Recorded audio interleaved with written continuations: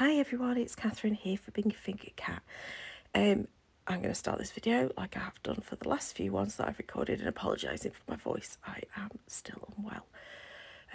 This virus has now been in my system for about 12 days and I am very bored of it and the exhaustion that it brings. Anyway, I did, however, manage to get up out of bed for a bit today and did some scrapping. And this is now later in the day and I'm getting round to doing the editing of the video, having had a 3-hour nap in between because that's what my body needs. I am doing a page kit that came from Hey Little Magpie. You can see the kit over on the left hand side, the sort of like the instructions, etc., which we all know I don't really follow. I did follow to sort of understand some of the measurements of those strips, but that was basically it. The kit was designed to be a Christmas Day walk, but I ended up doing some autumnal photos instead of a trip to Dunham Massey because I thought that the colours worked really well for autumn as well. Obviously the sticker kit that came with it, the sort of chipboard stickers, is basically Christmas themed, but there are some stickers that I managed to use in that, namely the jumper and the coat, because I thought they worked with the autumn feel. So that does mean I've got a whole sticker kit pretty much that's not being used and I will have to come up with another use for that at some point. So here I am just pulling in the stickers. I kept the backing on them just so that they didn't stick in place because I wasn't entirely sure what I was going to do. I was going to use that coffee cup as well, but I ended up saving that one for another one. The back of the papers that Sarah had chosen, I think it's Sarah designed this actually.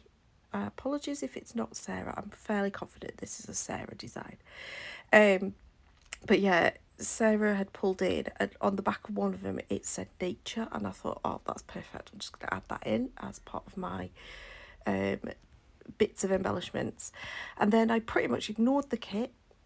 I followed the sketch still pretty much, but I ignored the kit and started bringing in all my 49th of Market pieces that were from the Spice kit because they're all autumn themed. And again, I just thought that they worked well with those papers that Sarah had chosen.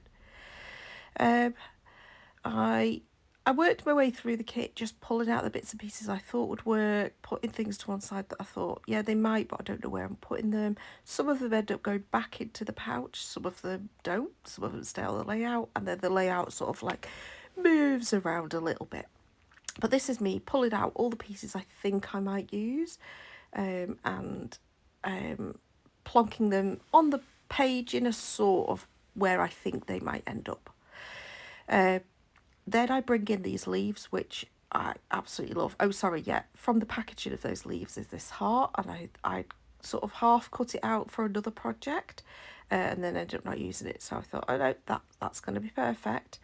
And then I love these leaves, and these become obviously the dominant feature of the page because I just love them so much. They're just so fabulous.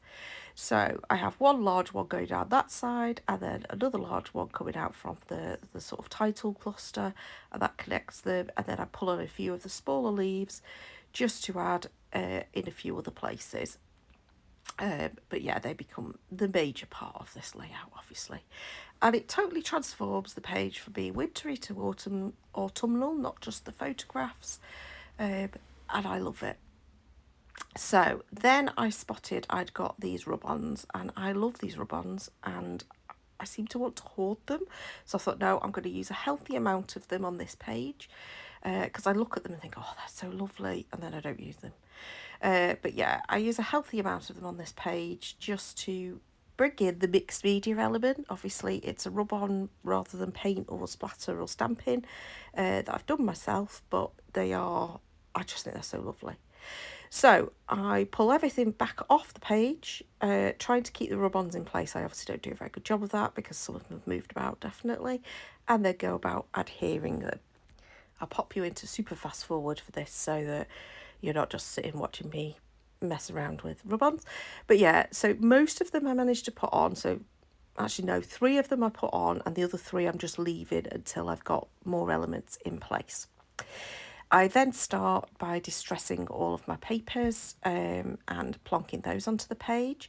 I do end up pulling in my tea T-square ruler just to make sure that that was straight, but I had got it spot on.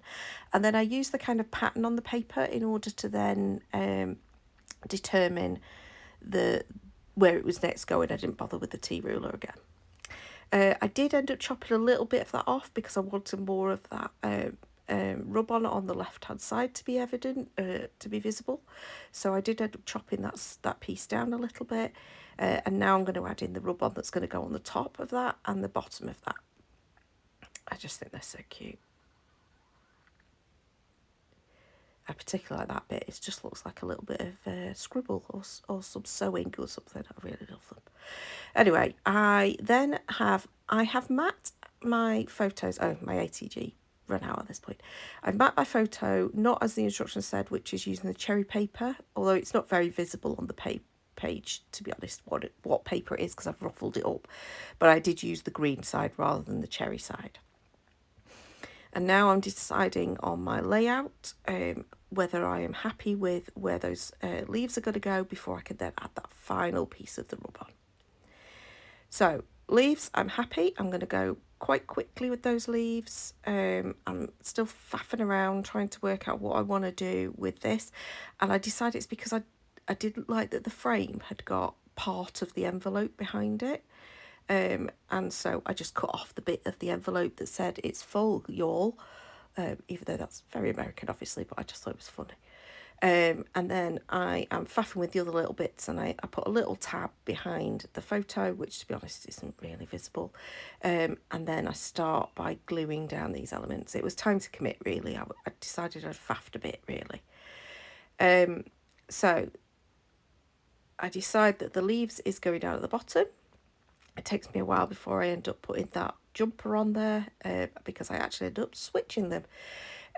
But yeah, I've now started to just add in those little elements, and I decided that puffer jacket looked better down on the bottom left, and the jumper looked better up on the bottom right, and the jumper looked better on the left. I do add quite a bit of glue to my chipboard stickers because I just never trust that the stick's going to stick. I think they're quite good at temporary adhesive. I just don't think they're good at long-term stick. And then I'm just adding in the elements. Now you'll see that the elements have all gone into completely different places from where I probably originally put them. And that's because I couldn't remember where I'd put them, and I just went with my gut of where I wanted them to go. Okay, final elements I think going on here from the bits that I'd pulled off to one side, and decided that I was going to add. So that's those chipboard hearts, which I think are just so cute. And then I decided this little bit of envelope that was left, I would turn into a little bit of a tag, because I really wanted to put some of that waxed thread, the sort of like purpley thread on the page. I really like having the different sort of elements, and then I fiddle with this for quite a long time.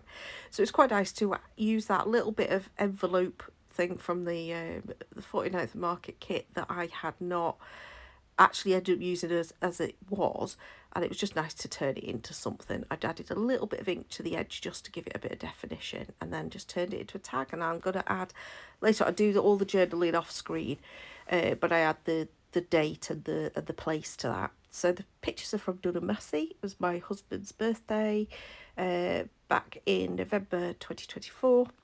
We went to Dun & Massey. I wasn't very well at the time. Goodness me, I'm never well, am I? I feel like I'm never well. But anyway, I wasn't very well at the time, and we did have a short walk, but it was for me, it was exhausting.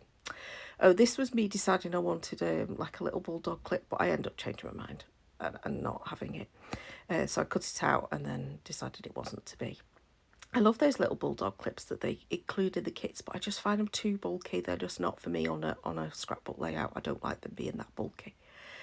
I add in the gold glittery gems, and then off screen I'll go and do my journaling just down the right hand side about the colours changing, and I am in love with this page. So thank you, Sarah, for the inspiration, the starting off point and the kit.